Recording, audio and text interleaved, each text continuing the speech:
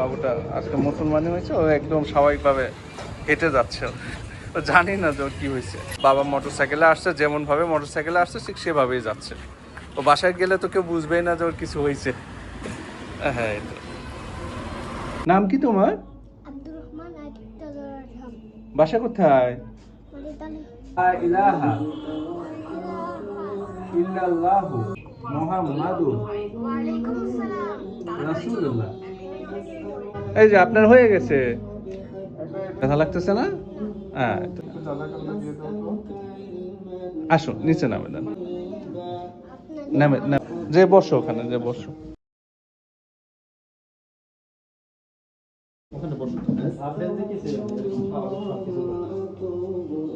বসো। আসসালামু আলাইকুম। ওয়ালাইকুম আসসালাম ওয়া রাহমাতুল্লাহ। আমি আসছি মাটিডালি, বগুড়া থেকে।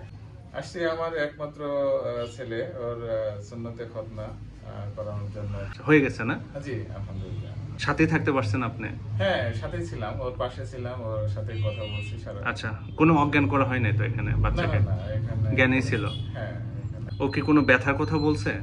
না, ও তো আসলে একটু চঞ্চল, কিন্তু তারপরে যে শুয়েছিল একটু, তো আমি আশ্চর্য হয়ে গেছি। আচ্ছা আচ্ছা। আসলে ব্যথা পেলে তো আর ওইভাবে থাকতো না। অ্যানাস্থেসিয়া দেওয়ার সময় তো কিছু বলে নাই? না, ও তো অ্যানেস্থেসিয়ার সময় চুপ করেছিল। আচ্ছা, আর এখানে কি কোনো সেলাই বা ব্যান্ডেজ দিতে হয়েছে? না। হ্যাঁ, আচ্ছা। কোনো রক্ত বের হয়েছে কি? না, কোনো ব্লিডিং।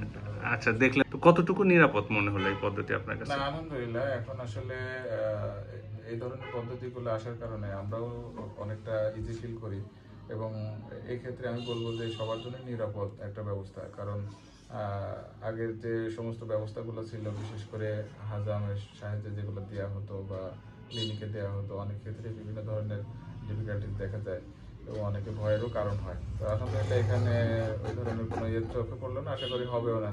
আচ্ছা। আলহামদুলিল্লাহ আমি মনে করি এটা বাচ্চাদের জন্য সেফ। এখনই ও খুব ইয়ের সাথে খেলাধুলা করতেছে বা বসে আছে। আচ্ছা আচ্ছা। মুসলমানি পরে প্যান্ট পরে দিয়ে সে চলাফেরা করতে পারতেছে। না, এটা অবশ্যই বেটার, যেটা যেহেতু এটা অনেক রিসার্চের পরেই এটা অবশ্যই আসছে। এটা তো আর এমনি আসে নাই বা কেউ করতেও পারে না। এটা অবশ্যই অনেক চিকিৎসা বিজ্ঞানের একটা উন্নতির একটা বিষয়। তো এখানে আশা করি এই ধরনের পদ্ধতিতে আগের চাইতে অনেক নিরাপদ। চিন্তায় থাকে যে এটা শরীয়ত সম্মত হয় কিনা, তো যতটুকু দেখলেন কি মনে হলো? না, এখানে তো শরীয়তের বিধিবিধানের ক্ষেত্রে তো আমার কাছে মনে হলো না যে এটা শরীয়তের বহির্ভূত কোনো কাজ। আচ্ছা, ইয়া তো কাটা হয়েছেই। হ্যাঁ হ্যাঁ। আচ্ছা আচ্ছা। এদিকে আসো। আঙ্কেল বলো তো, তোমার কি ব্যথা লাগতেছে? না। ব্যথা লাগতেছে না? না। বলো তো, কিছু হয়েছে? না। সমস্যা হচ্ছে? আচ্ছা, আল্লাহ হাফেজ। আচ্ছা, আসসালামু আলাইকুম।